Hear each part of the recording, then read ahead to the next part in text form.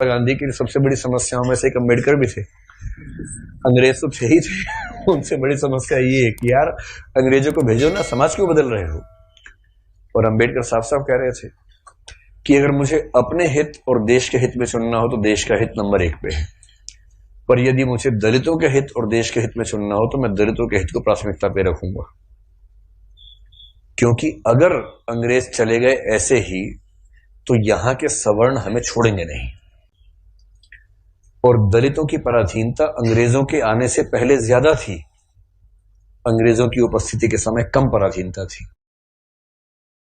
आपको गुस्सा तो आता होगा अम्बेडकर पे कई बार, क्या एक ऐसा आदमी था, है ना, लेकिन आप तर्क सुनेंगे तो दंग रह जाएंगे। तर्क अच्छे हैं। और मजे की बात है कि भारत की संविधान सभा में अम्बेडकर जितनी पढ़ाई पूरी संविधान सभा में एक भी मेंबर ने नहीं कर रखी थी। केवल एक BN राव थे जो एडवाइजर थे, उनके पास ठीक ठाक पढ़ाई थी, उन्हें छोड़ दें, बाकी सब मिट्टी के मतलब पेंदे टाइप के थे, प्यादे थे उनके सामने। पढ़ाई लिखाई का जो लेवल अम्बेडकर साहब का है वो किसी का नहीं है। तो कुछ लोग मैंने देखा कि सवर्ण मानसिकता के कुछ लोग अम्बेडकर को देशद्रोही घोषित करना चाहते हैं इन्हीं कथनों से कि दलित प्रश्न और देश के प्रश्न में दलितों को प्राथमिकता दूंगा तो बुरा मान जाते हैं। और उन्हीं से आप पूछो कि अगर हिंदू का प्रश्न हो और देश का प्रश्न हो, किसी प्राथमिकता दोगे? तो हिंदू, हिंदुस्तान है, मजाक समझते हो तो हिंदुस्तान है बोलते हैं, हिंदुस्तान है। मुसलमान तो आए हैं, जा भी सकते हैं, लेकिन हिंदुस्तान है। तो अंबेडकर उस समय पावरफुल हो चुके थे, और अंबेडकर को मैं तो बड़ा सलाम करता हूं इस सेंस में। आमतौर पर वंचित वर्ग में जब कोई पढ़ लिख लेता है ना, अपने वर्ग से कन्नी काट लेता है। रिजर्वेशन का सबसे बड़ा दुख ये है, रिजर्वेशन का सुख ये है कि वंचित वर्गों के लोग आने लगे हैं सत्ता में, और जैसे ही एक गांव से एक बच्चा, दलित बच्चा IAS बनता है ना, पूरा गांव IAS बन जाता है। आरक्षण के वित्तीय लाभ केवल उस व्यक्ति को मिलते हैं जिसको आरक्षण मिला है, पर सामाजिक राजनीतिक लाभ पूरे गांव, पूरे कुनबे, पूरे कस्बे, पूरे शहर को मिलते हैं।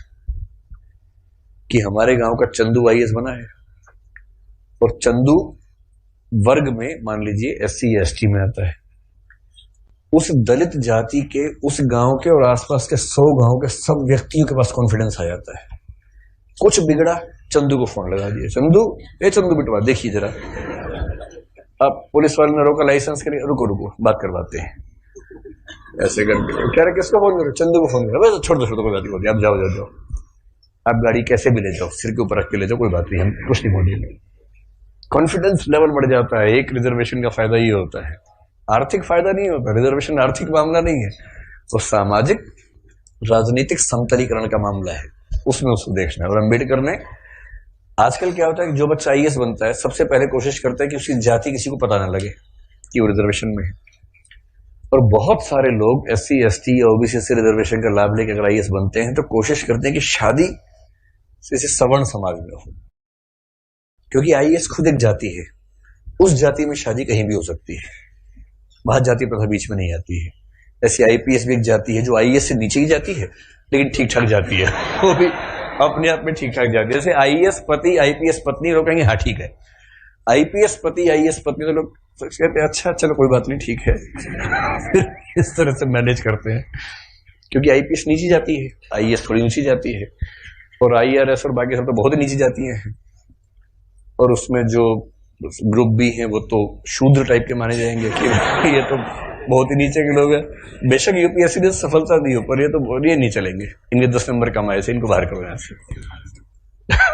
एक प्रकार की जाति व्यवस्था वहां भी है। तो दलित चेतना जो अम्बेडकर की वजह से, अम्बेडकर का सम्मान क्यों करना चाहिए कि वो इतना पढ़ने लिखने के बाद भी चाहते तो वो भी एक शानदार जिंदगी जी सकते थे, उनको मिल ही रही थी भाई। वो PCS ऑफिसर थे बड़ौदा में, मजाक छोड़ना है, नागपुर में शायद।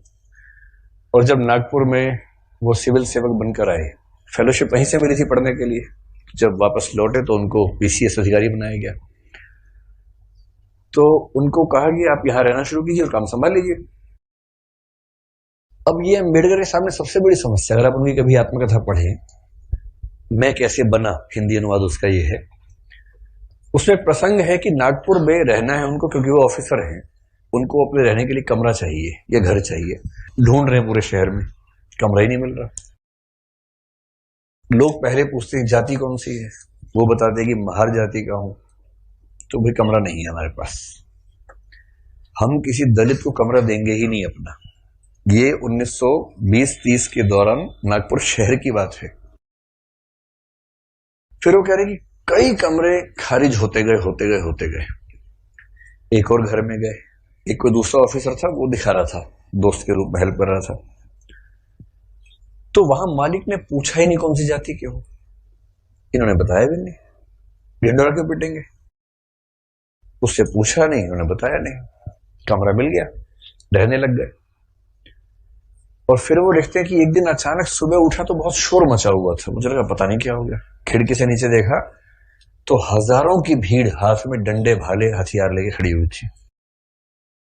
उनको पता लग गया था कि एक दलित आदमी इस घर में रहता है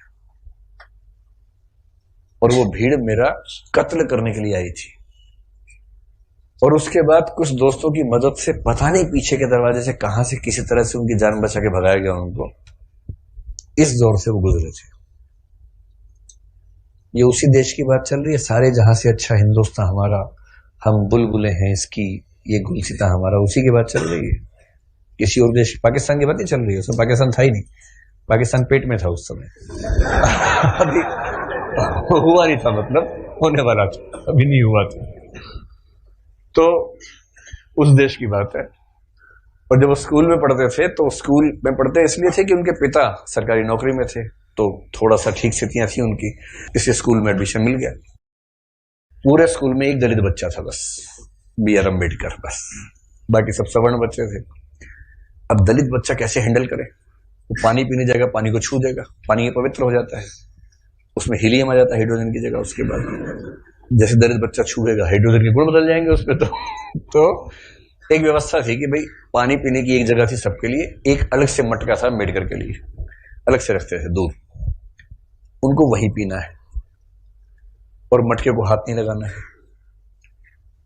अब कभी कभी क्या हुआ, कई बार ऐसा हुआ कि जो आदमी पानी की व्यवस्था करने के लिए तैनात था वो छुट्टी पर चला गया, एक दिन 2 दिन आया ही नहीं। अब इसको प्यास लग रही है, बाकी बच्चों के पास पानी पीने को, उसको पानी पीने को नहीं है।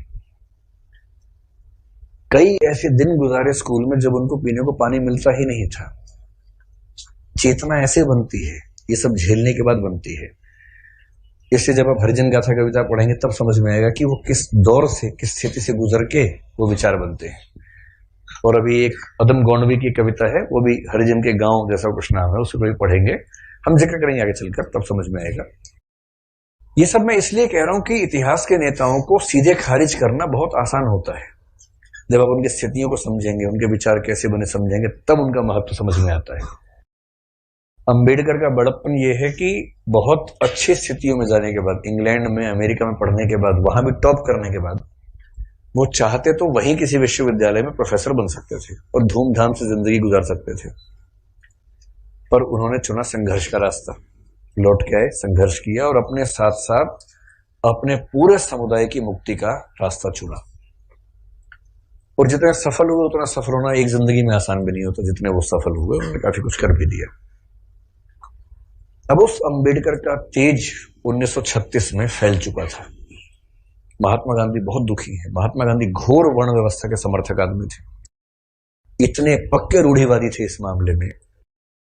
मतलब महात्मा गांधी के प्रति मेरा सम्मान उतना ही जितना अंबेडकर के प्रति है, पर इस मामले में वो बहुत ही दकियानूसी किस्म के व्यक्ति थे। अपनी एक किताब हिंदू धर्म में लिखा है उन्होंने कि वर्ण व्यवस्था उतनी ही नैसर्गिक और प्राकृतिक व्यवस्था है जितना न्यूटन का गुरुत्वाकर्षण का नियम। ये महात्मा गांधी का वाक्य है, किसी और का वाक्य नहीं है। इसलिए उनके पेट में खलबली मची हुई थी कि अंबेडकर बीच में कैसे आ गया। अंत में अम्बेडकर बोले, महात्मा जी हमने बहुत ट्राई कर लिया कि हिंदू धर्म में रह के चीजें ठीक कर लें, हो नहीं पा रही, हम हिंदू धर्म छोड़ रहे हैं। अब महात्मा गांधी परेशान, उनके लिए भारत से ज्यादा महत्वपूर्ण हिंदू धर्म है महात्मा गांधी के लिए, गीता वो सब, उनका तो वैष्णव परंपरा वो सब विचार ज्यादा थे। 1937 में कहते हैं कि अम्बेडकर ने घोषणा कर दी कि मैं हिंदू धर्म छोड़ रहा हूं। महाराष्ट्र में अनाउंस किया एक सभा में, और उस सभा में सीधे कहा कि देखो भाई लोगों, मैं हिंदू पैदा हुआ इस पर मेरा बस नहीं था, पर मैं हिंदू के रूप में ना मरूं इस पर मेरा बस है। और मैं हिंदू के रूप में नहीं मरूंगा। उस समय खलबली मची कि वो हिंदू धर्म छोड़ रहे हैं, शायद सिख धर्म अपनाने की बात उस समय थी उनके दिमाग में। और महात्मा गांधी ने बहुत समझाया कि देखो अम्बेडकर, नहीं ना, ऐसे नहीं करते। महात्मा जी का मार्ग एकदम अलग है। अम्बेडकर कह रहे हैं कि अगर मैं इस घर में पैदा हो गया तो मैं क्यों जिंदगी भर सफाई का काम करूं। महात्मा गांधी कह रहे हैं नहीं, गहराई में सोचो, इस घर में पैदा क्यों हुए, ये सोचो। ये उसका डिजाइन है, उसने जानबूझ के पैदा किया क्योंकि तुम्हारे अंदर सफाई के ही गुण हैं। अम्बेडकर कह रहे तू दलित पढ़ेगा नहीं, नहीं पढ़ेगा, पढ़ो लिखो, एमए करो, पीएचडी करो, लेकिन उसके बाद काम वही करना है, सफाई का ही। ये थे राष्ट्रपिता जी। चाचा जी आजकल हैं।